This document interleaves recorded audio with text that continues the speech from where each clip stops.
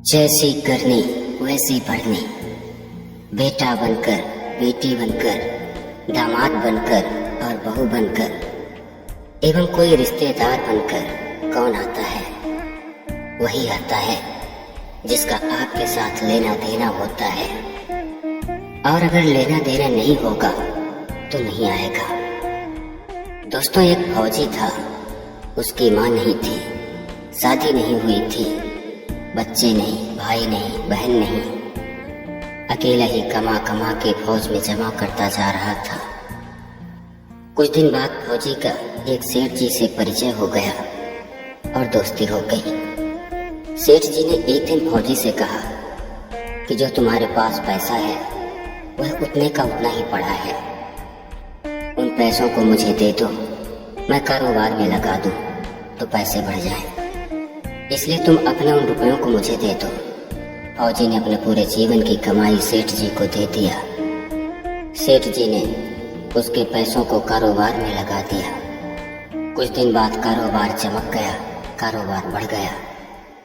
थोड़ी ही दिन में लड़ाई लग गई। लड़ाई में फौजी घोड़ी पर चढ़कर लड़ने गया। घोड़ी इतनी ज्यादा बेईमान थी कि वह दौड़कर दुश्मनों के घेरे में जाकर खड़ी हो गई।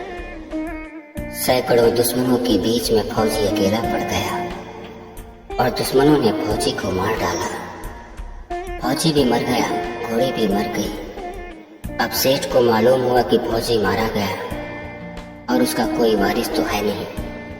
अब यह पैसा देना भी किसी को नहीं। अब मेरे पास पैसा भी हो गया, कारोबार भी चमक गया, कोई लेने वाला भी नहीं रहा। सेठ बहुत खुश हुआ। कुछ दिन बाद सेठ का एक लड़का पैदा हुआ। सेठ जी बहुत खुश हुए। सेठ सोचने लगा, भगवान की बड़ी दया है, खूब पैसा भी हो गया, कारोबार भी हो गया, लड़का भी हो गया, लेने वाला भी मर गया। यह सोचकर सेठ बहुत खुश हुआ। समय व्यतीत हुआ। सेठ का लड़का भी समय के साथ अब बड़ा होने लगा। वह लड़का होशियार था। सेठ ने अपने लड़के को पढ़ाया लिखाया। जब वह पढ़ लिख कर बड़ा हुआ तो सेठ ने सोचा कि अब यह कारोबार संभाल लेगा, चलो अब इसकी शादी कर देते हैं। सेठ ने अपने बेटे की शादी कर दिया। अब घर में बहू आ गई। उसने सोचा कि चलो बच्चे की शादी हो गई, अब कारोबार संभालेगा। लेकिन कुछ दिन में सेठ के बेटे की तबीयत खराब हो गई। अब सेठ डॉक्टर के पास, हकीम के पास, वैद्य के पास आता जाता रहा। वो सभी जो दवा देते वही दवा सेठ जी अपने बेटे को खिलाते रहे, लेकिन दवा असर नहीं कर रही थी और बीमारी बढ़ती ही जा रही थी। पैसा बर्बाद हो रहा था, पैसा खूब लग रहा था। अब अंतिम में डॉक्टरों ने कह दिया कि सेठ जी, आपके बेटे को लाइलाज मर्ज हो गया है, इसको असाध्य रोग हो गया है, आपका बेटा 2-3 दिन में मर जाएगा। सेठ जी डॉक्टरों के जवाब देने पर निराश होकर अपने बेटे को लेकर रोते हुए घर आ रहे थे कि रास्ते में एक आदमी मिला और उसने सेठ से कहा, अरे सेठ, क्या हुआ, बहुत दुखी लग रहे हो। सेठ जी ने कहा, भैया क्या कहें, मेरा एक ही जवान बेटा है। हमने सोचा था कि बुढ़ापे में मेरी मदद करेगा, मेरा सहारा बनेगा, लेकिन अभी यह बीमार हो गया है। शादी भी इसकी हमने करवा दिया। इसके शादी विवाह में हमने खूब पैसा लगाया और अब बीमारी में भी खूब पैसा खर्च हो रहा है। आज डॉक्टरों ने जवाब दे दिया। डॉक्टर ने कहा कि आपके बेटे को असाध्य रोग हो गया है, अब ले जाओ और यह 2-3 दिन में मर जाएगा। उस आदमी ने कहा, अरे सेठ जी, तुम क्यों परेशान हो रहे हो, मेरे पड़ोस में ही एक वैद्य है और वो दवाई देते हैं, उनकी दवाई को खाकर मुर्दा भी उठकर खड़ा हो जाता है, आप भी उन्हीं वैद्य के यहाँ से दवा ले आओ। सेठ जी तब दौड़ कर गए और वैद्य के पास से दवा की पुड़िया लेकर आए। अब सेठ जी ने जब अपने लड़के को वह वैद्य की दवाओं को खिलाया तो उन दवाओं को खाते ही उनका लड़का मर गया। पुत्र की मृत्यु हो गई। सेठ जी की मानो जैसी दुनिया ही उजड़ गई हो, क्योंकि पुत्र शोक ही ऐसा है। अब सेठ भी रोए, सेठानी भी रोए, घर में बहू भी रोए। जितने पड़ोसी थे, रिश्तेदार थे, वह भी सेठ जी के घर आए और वह भी बैठकर सभी रोए। सेठ के पुत्र का मृत शरीर घर के आंगन में रखा हुआ था। तभी कहीं से एक महात्मा जी आ गए और वह बड़े ही ज्ञानी संत थे। सेठ जी और सेठ जी के परिवार को देखकर वह संत कहने लगे, अरे सेठ जी, कैसा रोना धोना, जो आया है इस दुनिया में उसको एक न एक दिन तो जाना ही है। सेठ जी रोते हुए संत महाराज से कहने लगे, महाराज हमारा एक ही पुत्र था और वह भी मर गया। संत ने कहा, सेठ जी तो इस पर रोना कैसा? सेठ जी ने कहा, संत महाराज जिसका एक ही पुत्र हो और वह भी मर जाए तो सोचिए उसके ऊपर क्या बीतेगी।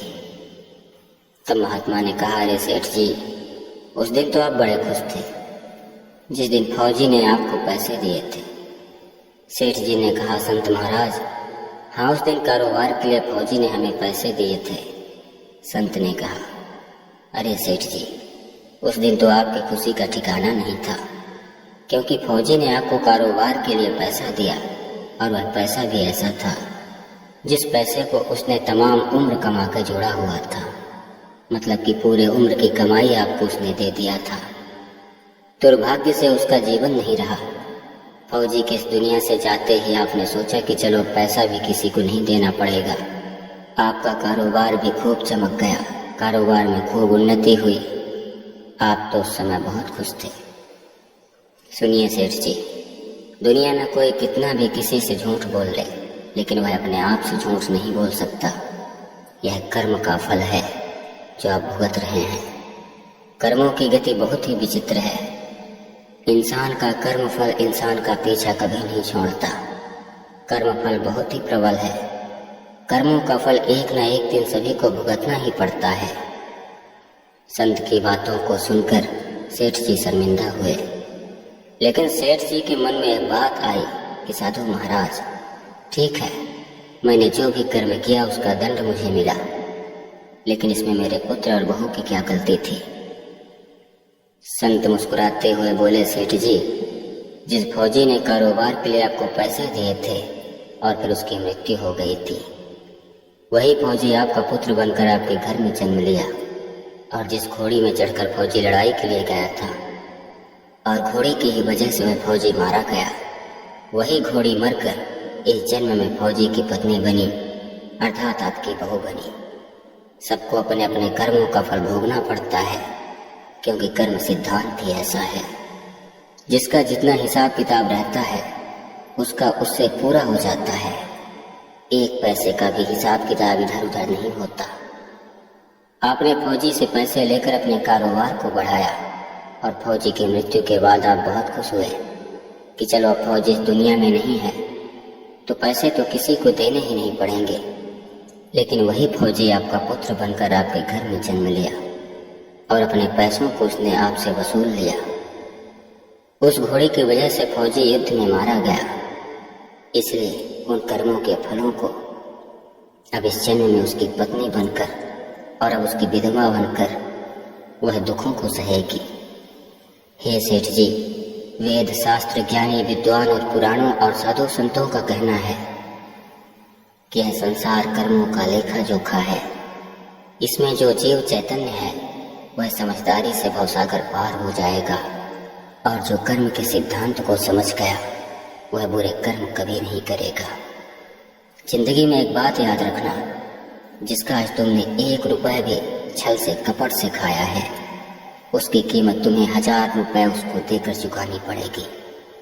चाहे वह इसी जन्म में चुकता करना पड़े या फिर अगले जन्म में या फिर कई जन्मों के बाद भी, लेकिन चुकता जरूर करना पड़ेगा, वह भी हजारों गुना करके। जय श्री कृष्ण। राधे राधे।